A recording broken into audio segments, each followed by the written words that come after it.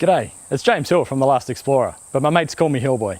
And this is my 4.2 litre turbo diesel Nissan Patrol. So why don't you come with me and I'll give you the quick tour. Right, let's take a quick look under the hood, shall we? Legend has it that the 4.2 litre turbo diesel in the Nissan Patrol is one of the strongest four-wheel drive engines ever built.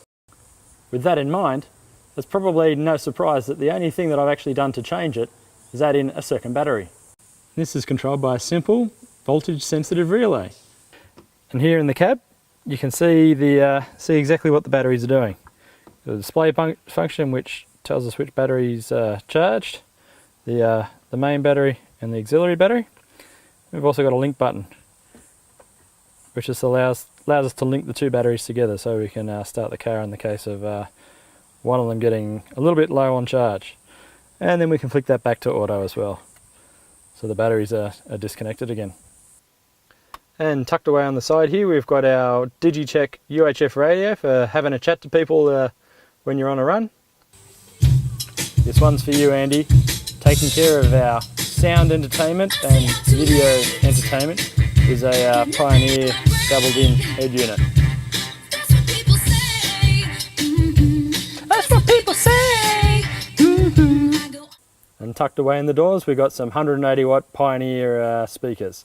So it goes just a little bit harder than a stock standard Patrol. So down the front, we've got a steel bull bar from Mr. Nissan and a couple of Nava 225 Ultimas to light up the way. And on this side, we've got our UHF aerial, which proves that you can actually do in-car communications at a reasonable level on a fairly tight budget.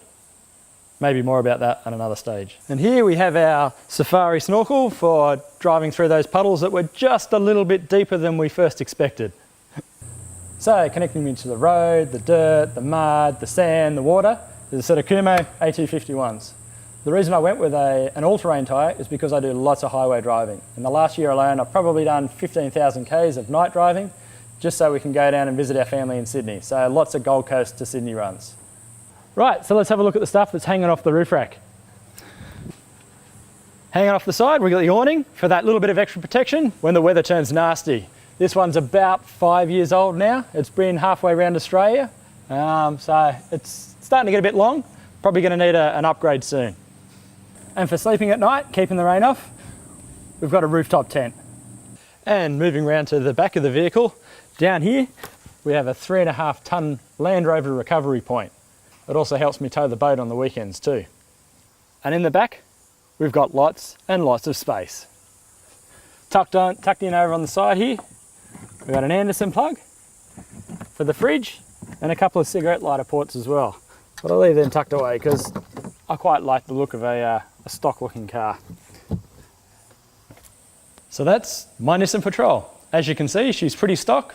The only other modifications that I've done to it is a 50mm lift thanks to some Lovell's suspension bits.